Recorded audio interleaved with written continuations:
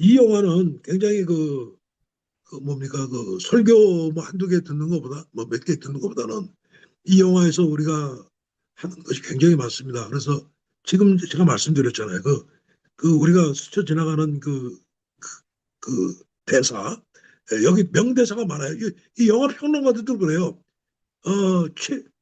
최근 4, 50년 사이에 이렇게 명대사가 많이 나오는 것은 처음 본다고 하고 있어요. 영화 평론가들도 그렇고, 우리 이 영화를 재미로 보는 게 아니잖아. 감동, 감동 있는 영화는, 감동 있는 영화 아닌 거는 대사할 필요가 없습니다. 킬링 타임이기 때문에. 감동 있는 영화는, 예를 들어서 포세이돈, 뭐, 저기, 뭐야, 뭐야, 타이타닉호라든가, 이런 목사님, 것들은, 그냥 차라리 예, 대사로 가셔요. 너무 네, 다른 얘기가 길어지니까. 예, 그러면 대사 예. 좋은 거 알려주세요. 그게 낫지. 그럼 얼른 물 드시고 좋은 얘기를 들려주세요. 얼른 물 한 잔 드시고 오셔. 궁금해요. 무슨 명대사를 말씀해 주실지. 아니, 오늘 자꾸, 이거 자꾸, 나를 찌르는 말만 자꾸 하나. 왜 그러시나? 지금 내가 말씀하는 게 듣기 싫어요? 그건 아니잖아. 어? 제가 계속 하니까 잘안 미안해. 예, 예. 좀 목이 많이 말랐네요. 그래서, 에, 조금 제가 조금 약간 업됐었는데, 설교도 마찬가지고 또 마찬가지입니다. 제가 여기 계신 분이라든가 여러분들한테 뭘 들어달라고 간청하는 거 아닙니다. 간청하는 거 아니고, 에, 이제 오신 분들은 제가 저는 저 나름대로 최선을 다해서 여러분들한테 미리 이것도 보냈고 열심히 하고 있는데 들어오는 반응은 뭐 중간에 말을 끊는다든가 뭐 농담으로 제가 듣긴 들었습니다만은 조금 그러네요. 그러니까 그 이거는 어떤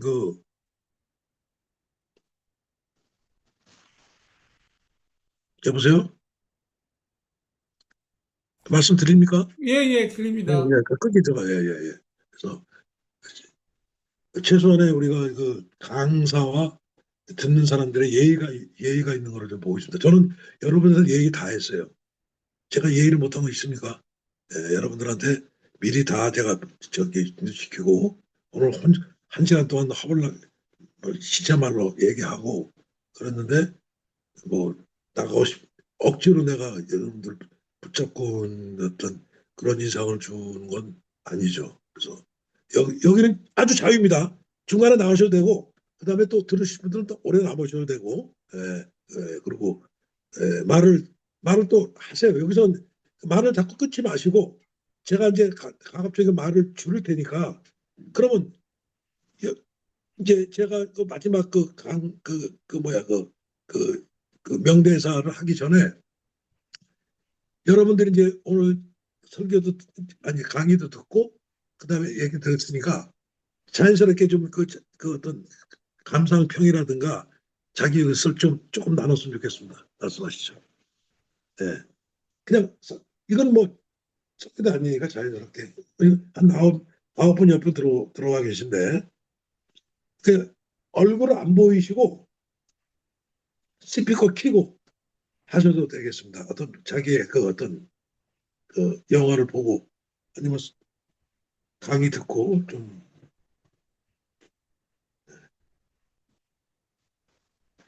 제가 말을 많이 한다는 사람이 있을 텐데 또 내가 말을 하나만 말씀도 아무것도 안 하시면 어떻게 안 되잖아. 좀 제가 좀 말을 좀 안 하게끔 이렇게 좀 이렇게 교통 좀 합시다. 저 일단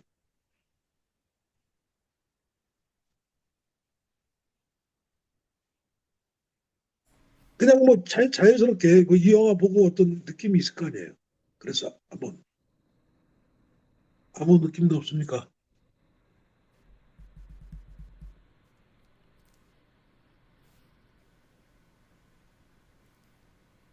정사모님 제 얘기를 안 했으니까 좀 말씀하세요 그러면. 예. 제 생각에는 명대사를 말씀해 주시면 그걸 듣고 얘기를 나누는 게 좋을 것 같아요. 지금 6분짜리 보고서 뭐 말을 할 거는 그렇고, 우리 홍 목사님이 준비하신 명대사를 말씀을 해주시면 그걸 가슴에 남는 뭐 그런 걸 갖고 얘기를 하는 게 나을 것 같아요. 아니, 명대사는 영화하고 상관이 없어. 그냥 대사만 집중적으로 들어가는 거기 때문에 영화를 보시고 그다음에 영화 해설도 들으셨잖아. 그럼 여기서 이제 예, 내가 명대사까지 다 얘기해 버리면 여러분들이 얘기할 거리가 없으실 것 같아. 그래서 그런 거야. 심층적으로 들어가니까 느낀 게.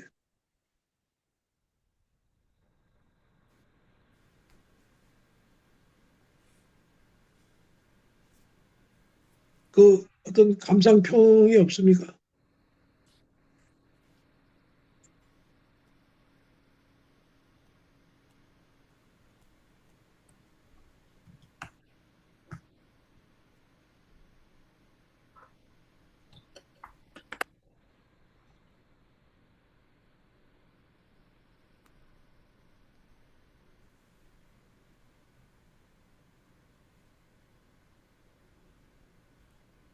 네, 이상입니다. 목사님, 네, 오늘 영화 너무 좋았고요. 또 거기에서 붙여서 추석도 너무 좋았습니다. 아무튼 저기 혼자 생활하시는데 어려움 많으시죠? 여기서 항상 마음으로 여러분들이 응원하고 있으니까 우리 목사님 날로 깊어지고 더 그러실 것 같습니다. 오늘 그 그 목소리가 깨지네요, 지금. 시청자분들 말씀하시는데. 네, 네, 저는 영화를 보고 또 음악이 훨씬 저한테는 네, 와닿습니다. 네, 넬라 판타지가 되게 좋은 음악이잖아요. 네, 아무튼 오늘 감사했고요. 네, 고맙습니다. 늘 자주 참석 못하지만 네, 네, 감사했습니다. 네. 예.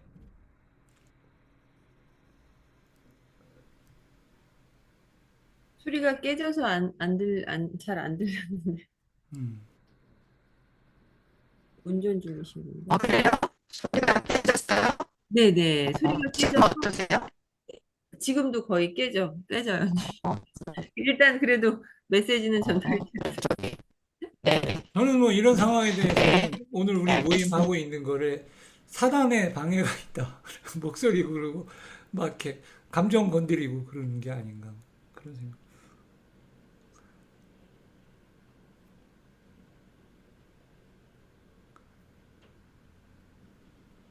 아니, 분위기가 그래서 아까 그런 얘기 하려고 했는데 목사님이 아까 얘기할 때 목사님 말씀이 30분만 지나도 막 나가고 그러는데 목사님 얘기가 30분 지나면 목사님 뭐 이런다고 그 얘기하는 줄 알았는데 그리고 아까 이제 제가 얘기한 게 목사님이 단톡방에 올리셨어요. 6분 줄거리를 보고 내가 40분 얘기를 하고 그 다음에 영화 다 보고 와서 같이 우리 토론해 보자. 그래서 저는 목사님 얘기를 듣고 그 다음에 나머지 분들 영화 본 소감들을 한번 이렇게 들은 게 기대를 했죠. 그런 것들을. 저는 개인적으로 미션 하면은 제일 기억나는 게 그 오보에 연주죠. 아까 엔리오 모리꼬네 음악 감독이 만든 그거를 나중에 옛날에 한국에 남자의 자격에서 합창단 바칼리니 할 때 넬리 판타지아 노래를 이거의 원곡을 예, 파페라 가수가 부른 거 영국에 그거 갖고 했을 때 굉장히 화제가 됐다는 거랑 그 다음에 그 노버트 디니로가 금을 갖고 올라갈 때 아 그게 죄의 무게를 이렇게 딛고 올라가는구나. 그래서 그거를 잘라주고 하는 부분들을 보고 그게 또 골고다 언덕으로 올라가는 예수님의 어떤 십자가의 무게 뭐 이런 생각도 해봤고 뭐 그랬습니다.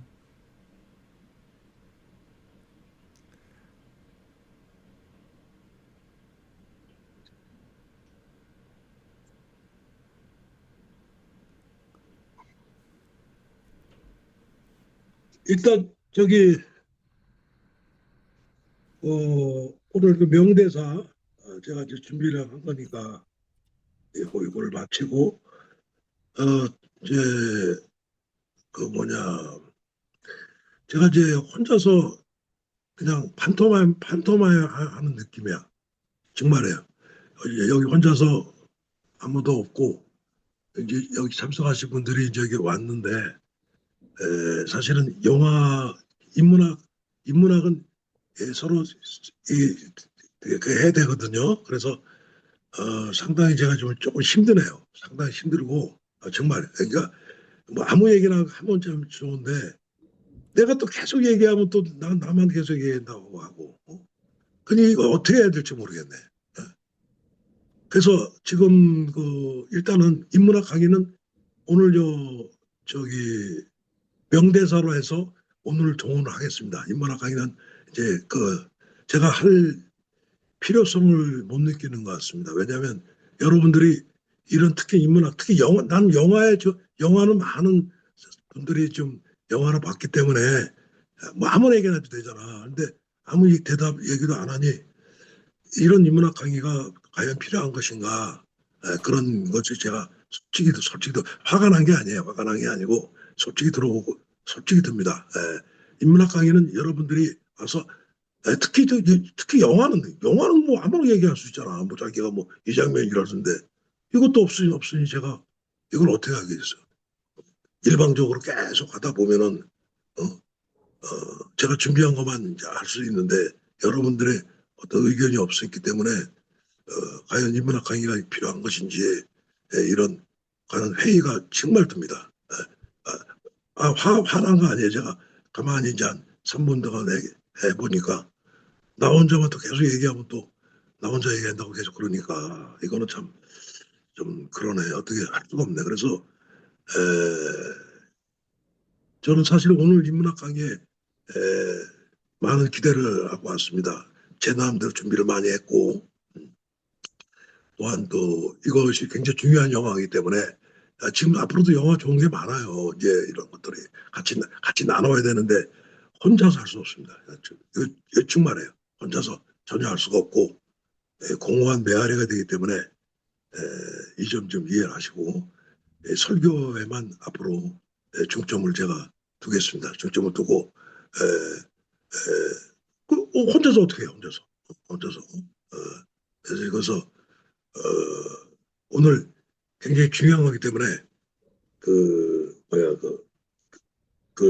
저번에 도스토옙스키 그처럼 이것도 제가 중요하다고 한 게 아니라 영화를 본 모든 그 영화 평론가라든가 이분들이 이 영화는 정말 명대사가 많다. 그래서 제가 간추려고 제가 했어요. 한번 보겠습니다. 영화를 보셨으니까 오케스트라만 있었다면 예수회는 대륙 전체를 정복했을 것입니다. 스페인 관리가 얘기한 거죠. 이 대사는 영화 초반 가브리엘 신부가 오보의 연주를 통해 언어가 통하지 않는 관한이족과 처음으로 영적 경험을 나눈 장면에 대한 세속 관리들의 냉소적인 평가입니다. 여기서 주목해야 할 단어는 정복입니다. 스페인과 포르투갈의 군인들에게 원주민들은 총과 칼로 굴복시켜야 될 정복의 대상이었죠. 그들의 세계관에서 힘은 물리적 강제력이 나옵니다. 그러나 가브리엘 신부에게는 음악은 정복의 도구가 아니라 화해의 성사였죠. 그죠? 숲속에서 들리는 오보의 소리는 바벨탑 이후 끊어졌던 소통의 단절을 넘어서죠. 팔을 겨루던 원주민들이 영화 속 보셨죠? 연주민들이 음악에 매료되어 무기를 내려놓는 장면은 제가 켈빈이 일반 은총으로서의 예술이 가진 힘을 보여줍니다. 조금 제가 문자로 썼는데 하나님은 특별한 은총이 뭐죠? 성경을 통해서 그죠? 우리 예수님을 통해서 2000년에 우리 통해서 특별 은총이죠. 구약과 성경에서. 근데 일반 은총은 뭡니까? 자연에 있는 거야. 우리 안에 있는 성경을 몰라더라도 아름다운 음악이 들으면 말이죠. 그 무지무지한 살인범도 그냥 할 수 있는. 옛날에 독일하고 프랑스하고 피튀기는 육박전을 전쟁을 할 때 크리스마스 누가 음악을 틀었어요. 근데 사람들이 총을 다 멈추고, 그날은 정전했다는 거 아닙니까? 예, 예. 음악의 위대함. 그래서 제가 그, 저 평일날에 제가 음악을 자꾸 올리는데, 음악은 바로 뭐냐? 음악은 우리를 평안하게 해주는 거예요. 예수님, 우리를, 주님, 우리 믿어서 기도를 통해서 우리 마음의 평안을 갖습니다. 그 마음의 평안을 갖는데 제일 중요한 게 음악이에요. 그래서 그 칼바르트라든가 보네퍼라든가 그다음에 그 위대한 그 성인들은 음악을 들었어. 음악. 끝나고 나서 음악. 그래서 그 유명한 일화가 있어요. 칼바르트가 20세기 최고의 신학자면서 목사님이시죠. 뚜르라이젠 목사도 마찬가지예요. 예, 목사도 당신이 칼바르트 물었어요. 당신이 이제 천국에 가면은 돌아가시면은 누구를 제일 먼저 만나보고 싶습니까? 이렇게 물어본 거야. 왜? 책을 너무 많이 쓰니까. 그분이 한 말이 뭔지 아세요? 제일 먼저 예수님 만나기 전에 모차르트를 만나고 싶다는 얘기예요. 유명한 말이에요. 모차르트를 만나고 싶다. 모차르트. 제가 한 가지 제 경험담을 얘기할게요. 제가 이제 음악을 좋아했기 때문에 제가 이 사춘기라든가 이럴 때 굉장히 지금 집안 상황이 좀 상당히 불우하게 자랐어요. 제가 무슨 경제적으로 불우했다는 것이 아니라 그런데 음악이 제 구원이었어. 음악만 조금 좋아.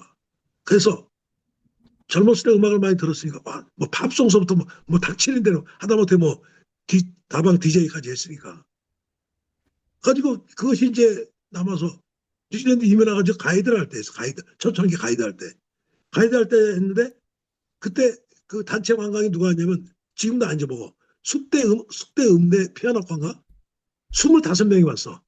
동창생들이 나이가 50은 다 넘었죠.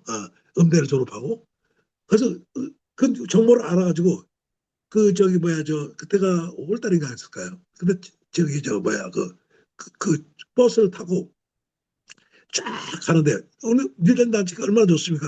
로토라를 가는데 그 푸른 초원이 나오잖아. 그 사람들이 와 그런 거야. 그때 내가 이제 이 사람들 이 스페인 음대 출신인 줄 알고 모차르트 음악을 딱 들었습니다. 그때 오보에 협주곡이야. 모차르트 오보에. 오늘 저 가브리엘 오보에 있죠.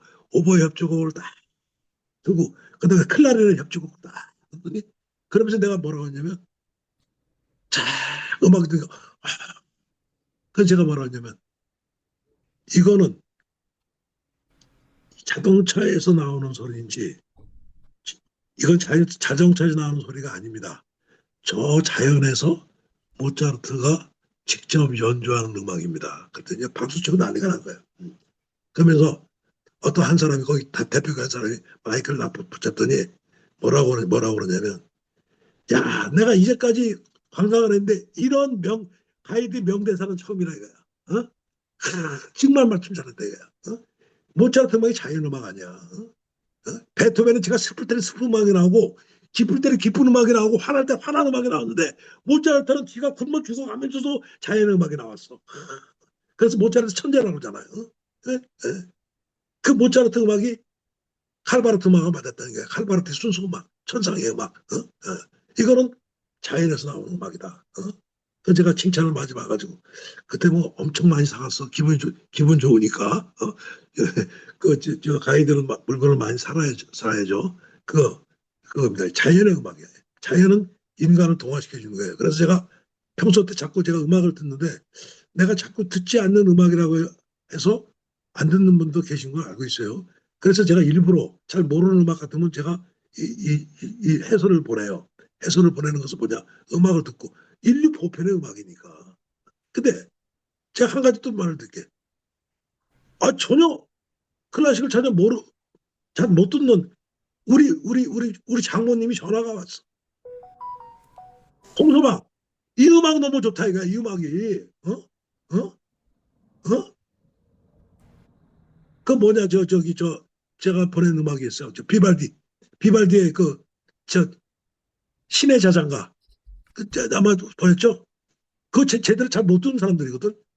우리 장모님이 너무 좋다 이거야. 내가 마음의 평안이 된다 이거야. 응? 클래식은 듣는 사람만 듣는 게 아니에요. 그래서 음악을 통해서. 이 오보에도 마찬가지야. 이 사람들이 아주 과란이 이게 무슨 이 음악을 어디서 들었겠냐고. 하나님이 주신 시에 인간의 것이 나온 거예요. 예.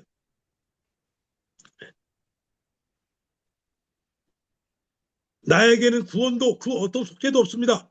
로드리고 멘도사 동생을 살해한 후 최초 감옥에서 가브리엘 신부에게 말한 거예요. 나에게는 구원도 어떤 속죄도 없습니다. 질투의 눈이 멀어 친동생을 결투 끝에 살해한 멘도사는 깊은 절망의 늪에 빠졌습니다. 그는 식음을 전폐하고 스스로 감옥에 들어가죠. 그의 절규는 제가 조나단 에드원 목사 설교 진노하시는 하나님 손 안에 든 죄인이라는 실존적 체험과 맞닿아 있습니다. 에드워드 목사가 묘사했듯이 멘도사는 지금 지옥의 불구덩이 위에 거미줄처럼 매달려 있는 자신의 처참한 영혼을 직면하고 있습니다. 예. 현대 사회는 죄를 실수나 심리적인 트라우마, 사회 구조의 산물로 격화시키는 경향이 있습니다. 그러나 멘도사는 자신의 죄를 타자화시키지 않습니다. 자기 자신의 죄를. 그는 죄가 자신의 존재 자체를 파괴했음을 뼈저리게 느끼죠. 기독교를 안 믿고 있었습니다만 나에게는 왜? 기독교 안 믿어. 나에게는 구원이 없다 이거야. 왜? 나는 죄를 진 건 알지만 왜? 기독교 믿는 자가 구원이 없다 이거야. 그의 고백은 역설적으로 그가 구원에 가장 가까이 가 있음을 보여줍니다. 자신의 전적 타락을 인정하고 스스로 힘으로는 결코 구원에 이를 수 없음을 절감한 자만이 십자가 은혜를 갈망할 수 있습니다. 있기 때문입니다. 이게 바로 뭐죠? 첫 번째 설교의 기제이 뭐죠? 심령이 가난한 자요. 복이 있나니 하나님 나라 저희 것이다 얘기하잖아. 바로 그 얘기예요. 철저히 절망돼가지고 있잖아. 여기서 더 절망할 게 없어. 이런 상황에서 너 네 죄를 보상해라. 원주민한테 믿고 죽으려고 갔는데 하나님이 구원이 있었다는 얘기야. 거기에 하나님을 통해서 가브리엘 신부의 구원이 왔었다는 얘기야. 왜? 철저히 구원했을 때였지. 일반적인 멘도사가 자기 동생도 안 죽이고 있을 때 예수 믿으라고 하면 그 믿겠어요? 병신생 너나 믿어 새끼야. 나는 총칼이 최고야. 이게 나가겠지. 바로 그 얘기를 한 겁니다. 우리 첫 번째 설교 상상 설교 심령이 가난한 자요. 철저히 다 내려놓는 얘기예요. 모두 심령이 가난한 자니까 뭐 주여 저 다 내려서 주여 저 찾으면 그거 아니에요. 자기가 전혀 내려놓지 않는 상황에서는 하나님이 들어오지 않습니다. 들어올 수가 없어요. 예? 거기서 가브리엘이 말이야 와서 하니까 성경책을 주잖아 읽으라고. 처음에 예수 믿으라고 안 해요. 또르트에 어떻게 읽고 딱 핀 게 고린도전서 13장이었어. 거기는 영화에 나오죠. 사랑장. 그거 보고 자기 수사를 하겠다고 자기가 결정을 하잖아. 너 수사하라 얘기 안 했어요. 가브리엘 신부가. 이 가브리엘 신부가 영화에서 보면 그 전도하는 장면이 정말 대단해요. 자유를 주잖아. 그렇지만 인도를 하지. 그런 식으로. 그다음에 이것이 주님의 뜻입니까? 아니면 포르투갈의 왕의 뜻입니까? 가브리엘 신부가 선교구에서 가톨릭에서 교황이 폐쇄 및 철수 명령을 내리는 알타미로노 추격에 항의하면서 이것이 주님의 뜻인가 포르투갈 왕입니까? 명대사입니다. 영화 전체를 관통하는 날카로운 기독교적 신학적 칼날입니다. 저는 신학을 공부한 사람으로서 뭔가 교황청 특사 알타미로 추기경은 자기 예수의 정치적인 생존을 위해서 유럽에서 그 왕들의 박해를 피하기 위해서 남미의 선교구를 포기하고 원주민을 떠나라는 명령을 내립니다. 그는 이를 교회를 위한 불가피한 선택이라 포장합니다. 결국 15년 있다가 결국 폐쇄해. 그럴 걸. 이에 대해 가브리엘 신부는 정면에 도전합니다. 이 질문은 권위의 궁극적인 원천에 대한 물음입니다. 주님의 뜻은 약자를 보호하고 정의를 세우며 사랑을 실천하는 것이 성서적 가치인데 왕의 뜻은 영토를 확장하고 경제적 이익을 극대화하며 권력을 유지하는 이런 세속적 가치에 대해서 격렬하게 저항하는 얘기를 가브리엘 신부가 얘기하죠. 역사 속에서 종교는 왕의 뜻을 신의 뜻으로 둔합시켜왔죠. 그걸 정교유착이라고 그러죠. 정치와 권력의, 정치와 교회. 추기경의 결정은 겉으로는 교회의 순종을 말하지만 실상은 세속 권력의 압력에 굴복한 정치적 타협이었죠. 가브리엘은 이 위선을 꿰뚫어 봅니다. 당신의 결정이 성경과 양심에 근거한 것인가 아니면 정치적 계산에 근거한 것인가. 이것은 나중에 가브리엘 신부가 죽고 난 다음에 영화 마지막 장면에 그 알타미노 추기경의 독백에서 나오죠. 네? 네? 족백이 아니죠. 자기 교황한테 보낸 거예요. 그것이 맴도는 거야. 그것이 죽은 가브리엘이 자기한테 정했던 그것이 맴도는 거예요. 사람은 죽었지만 정의에 대한 진리에 대한 말은 살아있다는 얘기입니다. 네.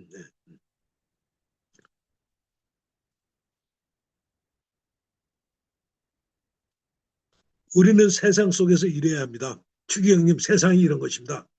폰타로 포르투갈 총독이 현실 정치를 요구하면서 추기경한테 얘기하는 거예요. 네. 포르투갈 총독 폰타로는 냉혹한 마키아벨리스트예요. 아시죠? 그런 추기경이 양심의 가치를 느낄 때마다 차갑게 현실을 직시하라고 종용합니다. 그의 논리는 명쾌하다. 세상은 원래 불공평하고 강자가 약자를 지배하는 순리며 경제 발전을 위해서 노예제는 필수 불가결하다. 그는 자신의 악행을 세상의 이치로 이름을 정당화시킵니다. 이 대사는 기독교인이 세상 속에서 필연적으로 겪게 되는 두 왕국, 세상의 왕국과 하늘의 왕국을 보여주는 거죠. 성 어거스틴은 제가 찾아봤습니다. 성 어거스틴 대표작이죠. 성 어거스틴 대표작이 뭐죠? 첫 번째가 고백록, 그 다음에 신국론입니다. 근데 신국론은 책이 어마어마하게 방대해가지고 일반 사람이 읽지도 못했어요. 저도 다 못 읽었어요. 그냥 간략본만 읽었지. 예. 신국론에서 신의 도성과 세상의 도성, 이거 맞아요. 1600년에 어거스틴은 신의 도성과 세상의 도성을 구분했습니다. 콘타르 총독은 철저히 세상적인 도성의 시민입니다. 그는 이익과 효율성을 최고의 가치로 세상이 다 그렇죠. 예. 무서운 점은 추기경조차 이 논리에 잠식당하는 것입니다. 어쩔 수 없다. 현실이 그랬다는 말은 불의에 눈 감는 가장 강력한 핑계입니다. 그러나 성경은 말합니다. 너희는 이 세대를 본받지 말고 오직 마음을 새롭게 함으로써 변화를 받아. 로마서 12장 2절입니다. 예. 예. 콘타르의 총독의 대사는 타락한 세상의 구조 악이 얼마나 견고한지 그리고 신앙인이 이 세상의 이치를 거스르는 것이 얼마나 고통스러운가 투쟁인지를 역설적으로 보여줍니다. 이거 뭐 머리에서 찾을 필요 없어요. 예수님이 돌아가실 때 그 뭐야 로마하고 결탁한 바리새 사두개파 애들이 결탁해서 예수님 죽이잖아. 똑같은 거예요. 그죠? 똑같은 겁니다. 그 당시 기독교 없었죠. 그 당시 유대교 있었잖아. 유대교 성직자들이 예수님이 죽였잖아, 같이. 이 총독이 그 당시로 얘기하면 뭡니까?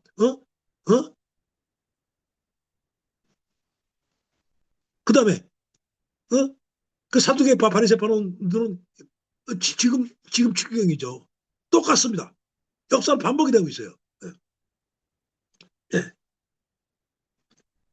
무력이 옳다면 가브리엘 신부가 얘기합니다. 가브리엘 신부가 무력 투쟁을 결심하고 축복을 구하는 멘도사에게 칼을 건네받기를 거부하면서 나는 칼로 싸우겠다 칼을 가져오잖아요. 가브리엘 신부가 멘도사한테 무력이 옳다면 사랑이 설 곳은 없습니다. 그럴지도 모르죠. 그럴지도 모릅니다. 하지만 나는 그런 세상에서 살아갈 힘이 없습니다. 로드리고 저는 그런 세상에서 살아갈 힘이 없다고요. 고백하는 거예요. 무력이 지배하는 무력이 옳다면 이런 힘의 논리가 지배하는 세상, 적자생존과 양육강신에 우리 뭐 자본주의 세계관을 얘기하는 거죠. 힘센 자가 약한 자를 짓밟는 것이 정의라면 기독교의 핵심 가치인 사랑, 희생, 섬김은 설 자리를 잃게 됩니다. 니체의 말대로 그런 신은 죽은 것이 됩니다. 사랑이 설 곳은 없습니다. 십자가는 무력에 대한 무력의 승리가 아니라 무력에 대한 사랑의 승리입니다. 이 영화에서 보여주고 있어요. 예수 그리스도는 로마의 군대와 유대 지도자들의 폭력에 저항하지 않고 십자가를 지심으로써 구원을 완성하셨습니다. 예수님이 절대 예수님 제자 중에서 저기 그 많았죠. 그 저기 그 저기 무장투쟁하자는 많은데 그걸 다 무시하죠. 칼은 칼로서 망한다잖아. 그래서 예수님이 죽고 나서 40년 후에 망하죠. 저기 예루살렘이 70년의 망입니다. 티투스 황제에 의해서 저기 망하는데 그때 온 기독교인들이 아니 그게 아니라 유대인들이 다 유대교도들이 다 결사항전에 갔습니다. 기독교인들은 안 갔습니다. 예? 가지고 마사다에 지금 가면은 저기 사막에 가면 마사다 저도 집사람하고 같이 갔나? 아니다 저 혼자 가서 골랐네 예전에. 마사다 최후 마지막 다 자결하죠. 저 마사다에서. 그래서 그 마사다에서 자결했을 때 그때 거기 기독교인은 하나도 없었습니다. 그래서 그러고 나서 치질망을 나서 163년인가에 유대인과 기독교는 완전히 벽이 됩니다. 그러니까 기독교는 유대인 항정에 전혀 가담하지 않았습니다. 예, 그건 아셔야 됩니다. 예.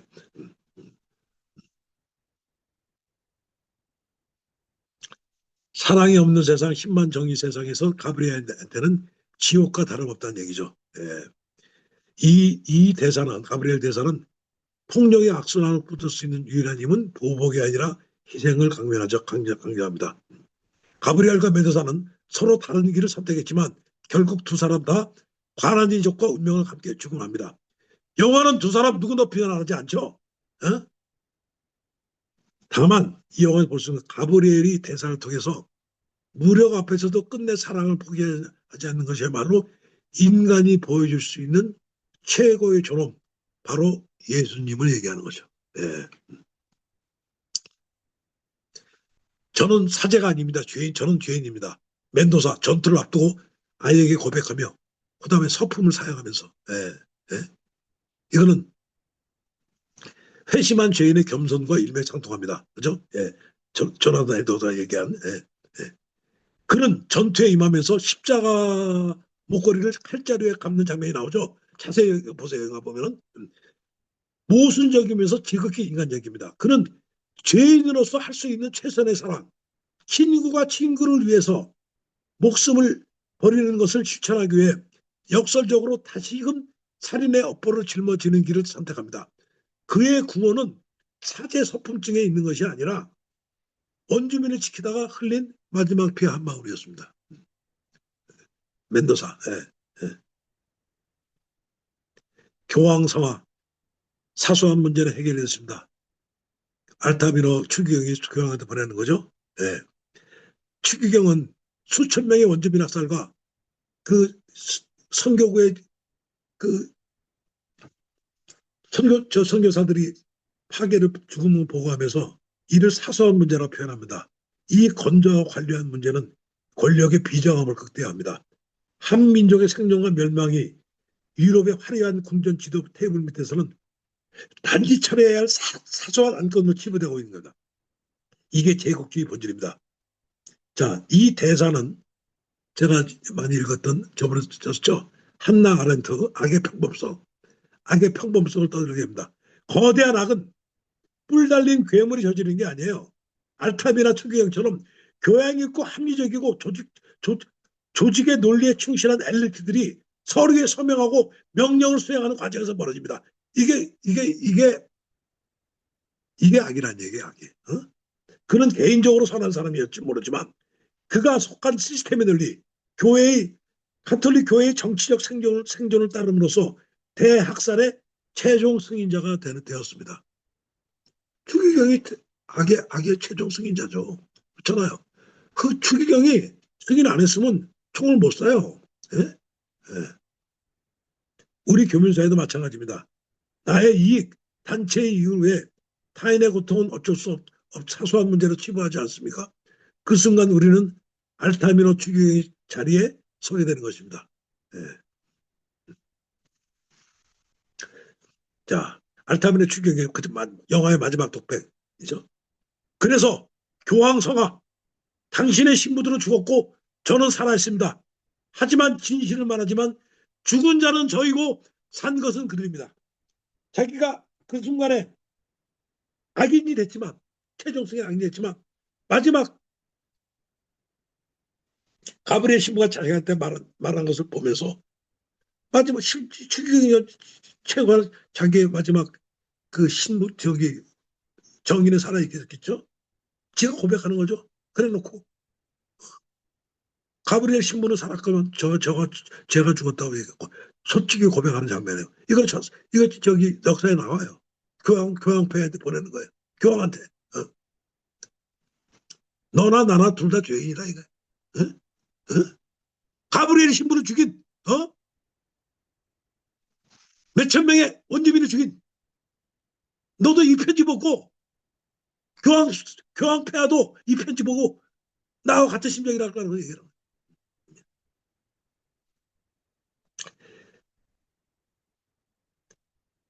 그 육체는 살아남아 여전히 화려한 추기경복을 입고 권력을 누리고 있지만 그는 자신의 양심을 팔았고 진리를 배반했죠.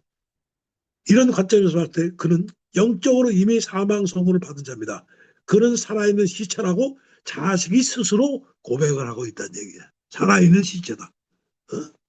추기경 옷을 입고 있는 살아있는 시체다. 자, 저는 여기서 요한계시록 3장 1절에서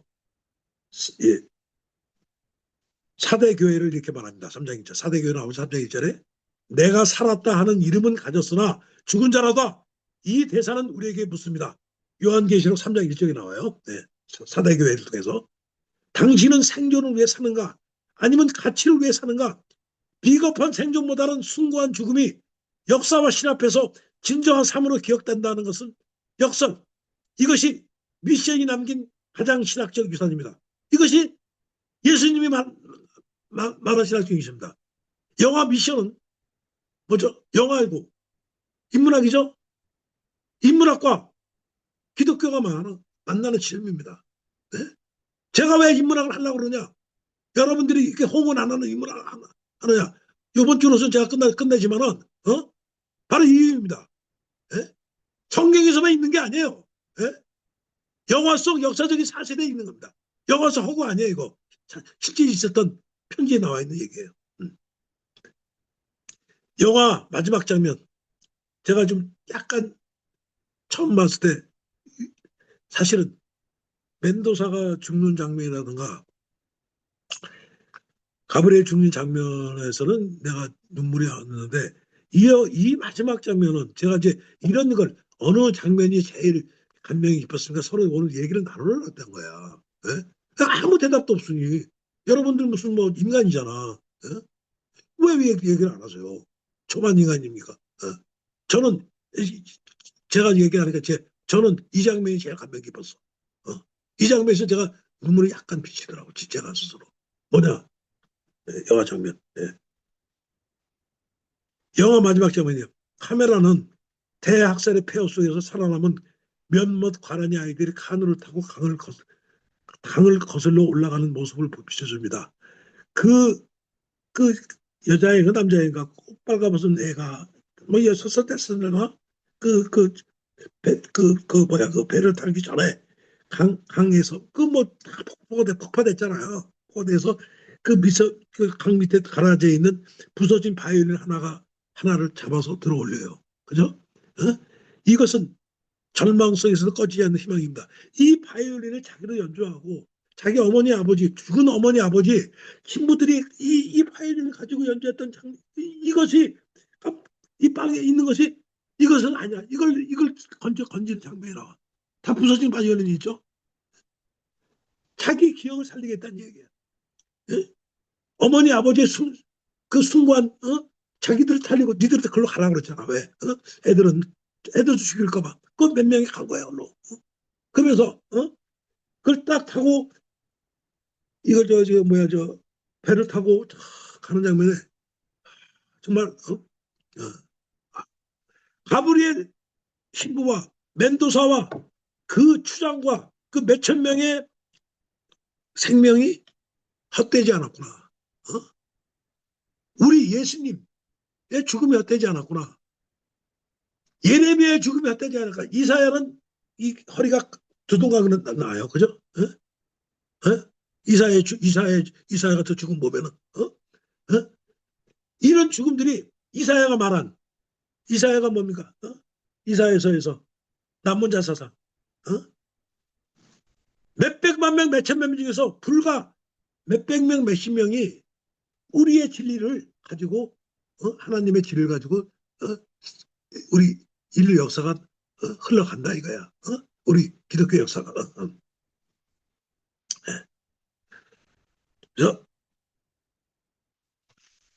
포르투갈 기적이 그들은 짐승입니다. 영혼이 없어요. 그게 가브리엘이 뭐랍니까? 당신은 그들이 바이올린 연주하는 걸 들어보지 못했군요. 원주민을 노예하기 위해서 그들의 인간성을 부정하는 제국주의자에게 가브리엘이 던지는 일침입니다. 예수적 함성은 곧 영혼의 존재이며 그들이 하나님을 찬양하는 존엄한 인간임을 변증합니다. 예. 목사님, 네, 저는 목사님이 말씀 중에 이렇게 이야기해도 될까요? 네, 맞습니다. 괜찮아요. 좋습니다. 좋아요. 예. 근데 이제 저는 이거 오늘 이제 인문학 강의를 목사님께서 이거 하신다고 해서, 네네. 이게 아마 그 영화 OST로 했었던 그 넬라 판테지? 예. 예, 예. 그것만 많이 이제, 생각을 하면서 다시 한번 제가 이제 그 미션 영화에 대해서 써머리 해놓은 거를 제가 한번 봤어요. 근데 예. 지금도 여전히, 제 스스로에게 이제 질문을 하는데, 네. 그 무저항 그 비폭력으로 이렇게 맞섰던 그 가브리엘과 네네. 폭력에는 폭력으로 이렇게 맞서는 멘도자인 것 같아요, 저는. 예. 그런 거에 대해서 굉장히 요즘에 많이 고민을 하고 또 예. 고민을 하고 있거든요. 그러니까 이제 네네. 그렇게 비폭력으로 맞서는 가브리엘의 모습을 내가 많이 갖고 있나 아니면 폭력에는 폭력이 꼭 그런 눈에 보여지는 어떤 와일드한 어떤 폭력이 아닌 그런 언어의 폭력이 내가 굉장히 많이 가지고 있구나라는 거를 요즘 많이 느껴요. 예. 근데 그거는 제가 아무리 언어도 폭력입니다. 기도한다고 맞습니다. 그게 안 되는 때는 이거는 어떤 식으로 나를 다스려야 되는지 많이 이렇게 고민을 많이 하고 있거든요. 네네. 예, 예, 말씀, 예, 좋은 말씀하시죠. 이렇게, 제가 이렇게, 강의 중에도 이렇게 질문하시면 저 그거 굉장히 좋아합니다. 왜냐면 자꾸 예, 예, 잊어먹거든. 지금 언어의 폭력을 얘기했는데, 자기가 말하는 것이, 제가 하이데거라는 철학자가 있습니다. 하이데거. 네, 20세기의 최고의 신학자입니다. 철학자입니다. 하다못해 칼바르트서부터 보네포서부터 모든 신학자나 목사들이 이 칼바르트 실존 이 하이데거라는 철학자한테 영향을 받는데 이 하느니 하이데거 말 중에 뭐 하이데거는 책이 어렵기 때문에 일반 사람들은 잘 읽지를 못하고 저도 어떤 굉장히 어려워요. 근데 이 하이데거의 말 중에 인간이 말한 말은 자기 인격의 집이라고 얘기하고 있어요. 인간 영혼의 집이다. 그러니까 쉽게 무슨 말이냐면 말은 이 사람 유명한 말 중에 우리가 하는 말은 자기 그 사람 하는 사람의 그 사람의 인간 영혼의 집이라고 얘기하고 있어요. 인간 영혼의 집. 그럼 그 무슨 말씀이냐면은 예를 들어서 살인범이라든가 사람을 막 죽이고 그다음에 뭐 강간하고 뭐 예를 들어서 이런 사람들 특히 소위 말하는 뭐죠? 그 폭력 집단을 그걸 뭐라 그래 폭력 집단에 가입한 깡패들이라든가 이런 사회에서 우리 영화를 통해서 보잖아. 그럼 걔들이 말하는 그 언어와 우리 말하는 언어가 틀리죠. 그죠? 예, 예, 예? 예. 아주 틀립니다. 그다음에 또 한 가지. 우리가 기독교를 믿는 사람도 언어가 틀려. 쉽게 얘기하면은 기독교를 가볍게 믿고 무늬만 믿고 그다음에 그 예수님의 하나님의 우리 주님의 주여 믿습니다. 왜 하고 성령을 부리는 사람은 그 사람들 얘기 들어보면 그리고 자기는 아무것도 안 해. 그냥 자기. 그러면 그 사람들의 언어, 그러니까 우리 기독교에서 말하는 언어만 가지고 막 얘기를 해요. 그리고 나의 신앙이 깊다. 나는 뭐 이렇게 했다. 이것이 은연중에 표출이 돼. 그러니까 나는 그 사람들 이렇게 들어보면 그 사람 언어를 보면은 아, 이분은 교회는 열심히 다녔고 뭐 성경책을 많이 읽은지 몰라도 아, 이 사람은 기독교의 정치 진리가 이 안에는 안 들어가 있구나. 내 자신이 더 들어가 있구나 느끼는데 또 반면에 아, 정말 성숙한 신앙을 가진 분들의 말은 또 틀려. 아, 왜냐하면 내가 그런 분들 만날 때마다 제가 저번에 얘기했지만 말이 굉장히 온유하고 예를 들어서 그 상대방을 배려하고 그 다음에 공격적이지가 않아. 그 뭐냐면 그 사람 스스로가 신앙의 깊이가 완성이 됐다는 얘기예요. 그래서 저는 그럽니다. 어떤 사람을 평가할 때 말로 현란하게 막 하는 사람도 있단 말이야. 그러면 그런 사람들한테 눈에 띈다고. 그래서 말의 폭력을 하는 사람들은 기독교인이면서도 말의 폭력을 많이 하는 사람들 많아요. 그거는 자기 자신이 그만큼 내려놓지 않았다. 지금 요 얘기 지금 저한테 하는 얘기예요, 저한테. 예? 제가 그랬다고, 제가. 그러니까 상대방이 뭐 잘못하고 그러면 막, 이거 내가 생각해 말이 안 되거든. 막 얘기를 한단 말이에요. 근데 그 사람한테는 그게 말이 폭력이 되는 거야. 나는 그걸 몰랐어, 사실은. 왜 내가 오르니까. 그런데 진정으로 내 자신을 믿고 내가 깊이 있는 신앙을 가진 사람들은 그렇게 얘기 안 합니다. 그렇게 얘기 안 하고, 아, 그러십니까? 그것도 일부러 점잖은 하는 얘기가 아니고, 그러십니까? 예수님이 밤중에 니고데모가 찾아와요, 몰래. 사내들인 지금은 뭐 국회의원이죠, 그죠? 사내들인 그 총회 의원인데 몰래 창피하니까 몰래 찾아오는데 예수님이 어떻게 하면 천국을 갈 수 있습니까? 이렇게 얘기하잖아요. 어떻게 하면 신앙을 가질 수 있나 그랬더니 뭐 예수님 뭐라고 합니까 그때? 그 사람들한테 까내보는 것도 얘기도 안 하고 뭐 얘기하면서 거듭나야 되느니라 하면서 말을 크게 한다고. 이런 얘기야. 그러니까 아무리 황당한 해도 딱 참을 수 없는 건 나오죠. 하나님을 앞에서 욕되게 하는 것은 못 참아. 그냥 쓸어버리잖아. 그거 빼놓고는 앞에서 하나님을 욕되게 하는 것은 쓸어버리지만 나머지는 굉장히 온화하게 한다고. 예? 사도 바울도 마찬가지고. 그 다음에 베드로도 마찬가지고. 예? 우리가 성경을 하는데 위인들, 뭐 어거스틴도 마찬가지고. 어거스틴도 나중에 회개하면 어떻게 나오죠. 특히 누구냐? 제가 이제 루터 책을 많이 했는데 루터도 그랬어요. 루터가 얼마나 이 성격이 지나갈 사람인데 그런데 지가 회개하고 앞으로 살 때는 온화하게 나갑니다. 그래서 이 하이데커 말이 맞는 것 같아. 너 존재의 집이라고 그래. 정확히 얘기하면 네 인간 영혼의 집, 네 존재의 집이라고 그래서 네가 우리 존재하잖아. 네가 존재하는 집이 바로 말이라고 그랬어. 그러니까 말은 우리가 말에서 모든 사람들의 인품이 다 나옵니다. 법정 승리의 말에서 인품이 나오고 그렇잖아요. 예? 홍영표 목사의 말에서 인품이 나오고 지금 하시는 중에서 인품이 나옵니다. 우리가 내가 말의 폭력이 만약에 상대방한테 보여준다 그러면 내 자신 스스로가 이게 내가 기독교인으로서 내 자신이 나 자신 성찰을 좀 하고 일부러 말을 가려서 한다는 것보다는 일부러 말을 가려서 말하기 힘들더라고. 제가 봤을 때 어떤 얘기로 내 스스로가 그 안 돼요. 내가 뭐 오늘 화를 내야 되는데 화를 가려야지. 또 화내. 왜? 내 스스로가 지금 이게 아내가 안 고쳐 안 내는 상황에서. 그래서 제가 이런 말씀을 좀 감히 드리고 싶습니다. 저한테 하시는 말씀 같아요, 사실은. 예. 감사합니다. 예.